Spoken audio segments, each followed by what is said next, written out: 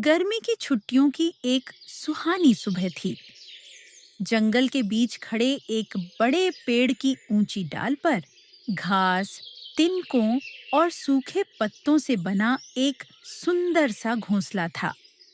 यही घर था टोनी चिड़िया और उसके छोटे से बच्चे टिल्लू का। माँ, देखो ना, आज आसमान में कितने सारे पक्षी उड़ रहे हैं। हाँ बेटा, गर्मी की छुट्टियां जो शुरू हो गई है, सब अपने रिश्तेदारों से मिलने जा रहे होंगे। माँ, क्या हम भी कहीं घूमेंगे या किसी के घर जाएंगे? क्यों नहीं बेटा, हम भी कभी कहीं जरूर जाएंगे। टिल्लू थोड़ा सोचने लगा। अचानक उसे अपनी नानी चिड़िया की याद आ गई। माँ, हम नानी के घर चले। टोनी चिड़िया टिल्लू की बात सुनकर मुस्कुरा तो दी, लेकिन उसे पता था कि नानी का घर बहुत दूर है और टिल्लू अब भी बहुत छोटा है। टोनी चिड़िया मन ही मन सोचने लगी कि टिल्लू को कैसे समझाए। उधर टिल्लू के मन में नानी के घर जाने की इच्छा और भी बढ़ने लगी थी। टिंकू बेटा, जल्दी तैयार हो जाओ, हमें लंबा सफर तय करना है। पापा, क्या हम सच में आज नानी के घर जा रहे हैं? हाँ बेटा, गर्मी की छुट्टियां शुरू हो गई हैं। अब नानी से मिलने का समय आ गया है। वाह, नानी मुझे मीठे जामुन खिलाएंगी और आम भी। हाँ हाँ, और नानी तुम्हें देखकर बहुत खुश भी होंगी। कुछ ही देर में मिट्ठू तोता और टिंकू उड़ने के लिए तैयार हो गए। वे दोनों आसमान की ओर उड़ने लगे, लेकिन उन्हें क्या पता था कि पास के आम के पेड़ पर बैठा टिल्लू उन्हें देख रहा है। और टिंकू को नानी के घर जाते देखकर टिल्लू के मन में भी एक नई इच्छा जागने वाली थी। आम के पेड़ पर अपने घोंसले में बैठा टिल्लू दूर आसमान की ओर देख रहा था। तभी उसने देखा कि टिंकू तोता और उसके पापा मिट्ठू तोता उड़ने के लिए तैयार होकर आसमान में ऊपर उठ रहे हैं। अरे टिंकू, तुम कहाँ जा रहे हो? अरे टिल्लू, मैं अपने पापा के साथ नानी के घर जा रहा हूँ। सच में?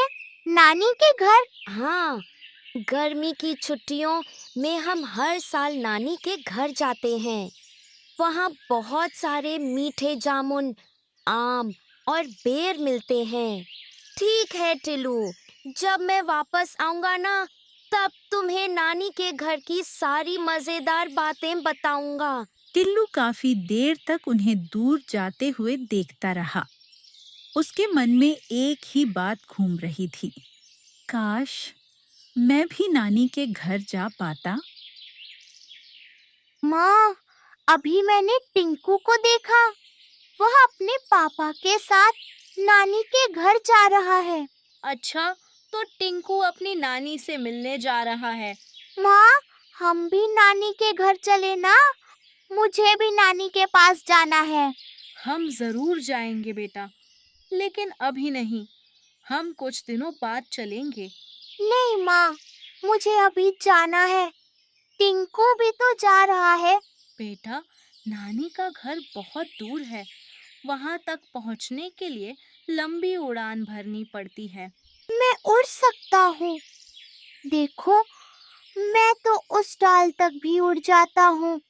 इतना कहकर टिल्लू घोंसले से उड़कर पास की एक छोटी डाल पर गया और फिर वापस आ गया।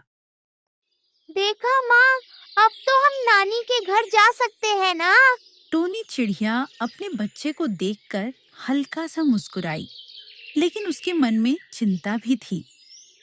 टोनी चिड़िया जानती थी कि इतनी लंबी यात्रा टिल्लू के लिए अभी आसान नहीं है। उसे टिल्लू को प्यार से समझाना होगा। टिल्लू की जिद सुनकर टोनी चिड़िया कुछ पल के लिए चुप हो गई। वह अपने छोटे से बच्चे को प्यार से देखने लगी। उसे पता था कि नानी का घर बहुत दूर जंगल के पार है और इतनी लंबी उड़ान टिल्लू के लिए अभी मुश्किल हो सकती है। टिल्लू बेटा, तुम बहुत बहादुर हो, लेकिन नानी का घर यहाँ से बहुत दूर है वहां तक पहुंचने के लिए हमें कई पेड़ों और खेतों के ऊपर से लंबी उड़ान भरनी पड़ती है। टिल्लू थोड़ा हैरान होकर अपनी माँ को देखने लगा। सच माँ, इतना दूर? हाँ बेटा, और अभी धूप भी बहुत तेज है। अगर हम अभी निकलेंगे तो तुम जल्दी थक जाओगे। टिल्लू धीरे धीरे शांत हो गया, लेकिन उसके चेहरे पर उदासी साफ दिखाई दे रही थी। ऐसा करते हैं, तुम कुछ दिन रोज उड़ने की प्रैक्टिस करो। जब तुम और मजबूत हो जाओगे, तब हम आराम से नानी के घर उड़कर जाएंगे। टिल्लू की आंखों में फिर से चमक आ गई। मतलब अगर मैं अच्छी तरह उड़ना सीख जाऊं, तो हम नानी के घर जा सकते हैं? हाँ बेटा, बिल्कुल।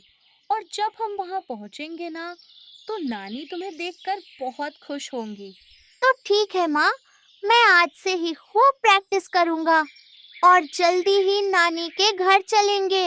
अब टिल्लू की जिद धीरे धीरे मेहनत और हिम्मत में बदलने वाली थी। अगली सुबह सूरज की हल्की किरणें जंगल में फैल रही थीं। पेड़ों पर बैठी चिड़ियाओं चहचहा रही थीं।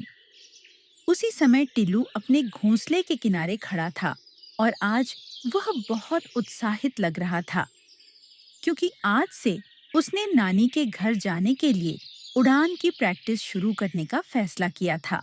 माँ, आज से मैं खूब उड़ान की प्रैक्टिस करूँगा ताकि जल्दी से नानी के घर जा सकूं। बहुत अच्छे बेटा, लेकिन याद रखना, धीरे धीरे और ध्यान से उड़ना। टिल्लू ने अपने छोटे छोटे पंख फैलाए और घोंसले से उड़कर पास की एक डाल पर जा बैठा। शाबाश टिलू, अब उस दूसरी डाल तक उड़कर दिखाओ। टिल्लू ने थोड़ी हिम्मत जुटाई और फुर्र से दूसरी डाल तक उड़ गया। बहुत बढ़िया बेटा, ऐसे ही रोज अभ्यास करोगे तो जल्द ही लंबी उड़ान भी भर सकोगे। टिल्लू पूरे दिन कभी एक डाल से दूसरी डाल तक उड़ता, तो कभी थोड़ा ऊपर आसमान तक जाने की कोशिश करता। धीरे धीरे वह पहले से ज्यादा मजबूत और आत्मविश्वासी होने लगा। उसे अब बस एक ही दिन का इंतजार था, जब उसकी माँ कहेगी, टिल्लू, अब हम नानी के घर चल सकते हैं।